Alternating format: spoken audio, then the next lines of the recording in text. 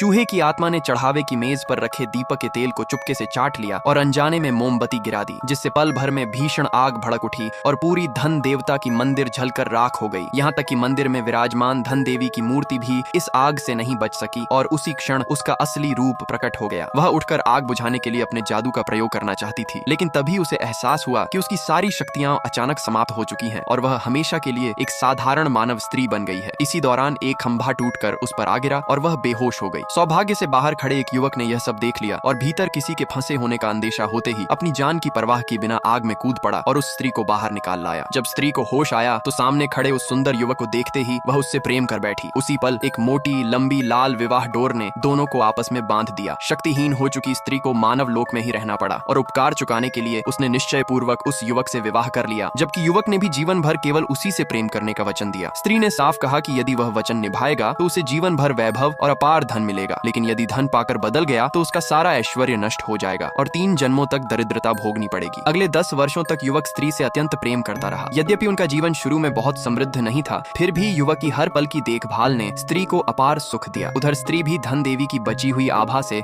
चुपचाप पति की सहायता करती रही, जिससे वह एक साधारण चाय किसान से धीरे धीरे एक प्रसिद्ध चाय व्यापारी बन गया। वे कच्चे घर से निकलकर शहर की भव्य हवेली में रहने लगे और घर में सोना चांदी तथा गहनों की भरमार हो गई। स्त्री को लगा कि वे जीवन भर ऐसे ही साथ रहेंगे, लेकिन अच्छे दिन ज्यादा समय तक टिके नहीं। एक दिन पति एक गर्भवती स्त्री को घर ले आया और सबके सामने उसे पत्नी बनाने की घोषणा कर दी। साथ ही यह कहकर कि उसकी पहली पत्नी वर्षों से संतान नहीं दे सकी, उसे दासी का दर्जा दे दिया। उसे यह पता नहीं था कि उसकी पहली पत्नी स्वर्ग की देवी थी और किसी मानव की संतान धारण करना उसके लिए असंभव था। स्त्री ने पति से पूछा कि क्या उसे याद है कि प्रेम के पहले दिन ही उसने स्पष्ट कहा था कि वह संतान नहीं दे सकती और उसने यह भी वादा किया था कि चाहे वंश न चले वह उसे जीवन भर प्रेम करेगा। लेकिन गर्भवती स्त्री उसकी बातों पर हंस पड़ी और अपमान करते हुए बोली कि जो अंडा नहीं दे सकती वह मुर्गी जगह खाली करे। फिर यह भी जताया कि उसके गर्भ में जुड़वां बच्चे हैं और वही वंश बढ़ा सकती है। स्त्री को यह बात अजीब लगी क्योंकि उसने पहले ही पति का भाग्य देखा था जिसमें संतान का कोई योग नहीं था। संदेह होने पर उसने दिव्य दृष्टि खोली और भयभीत होकर देखा कि वह गर्भवती स्त्री असल में दूसरों की गर्भ ऊर्जा चूसने वाली चूहे की आत्मा है। फिर भी स्त्री ने उसका भंडाफोड़ नहीं किया और केवल पति से पूछा कि क्या उसे अपने दिए वचन अब भी याद हैं। दुर्भाग्य से वह पुरुष सब कुछ भूल चुका था और यह मान बैठा था कि आज की सारी सफलता उसकी अपनी मेहनत का फल है। स्त्री ने बहस नहीं की, बस इतना कहा कि वचन तोड़ने की कीमत चुकानी पड़ेगी।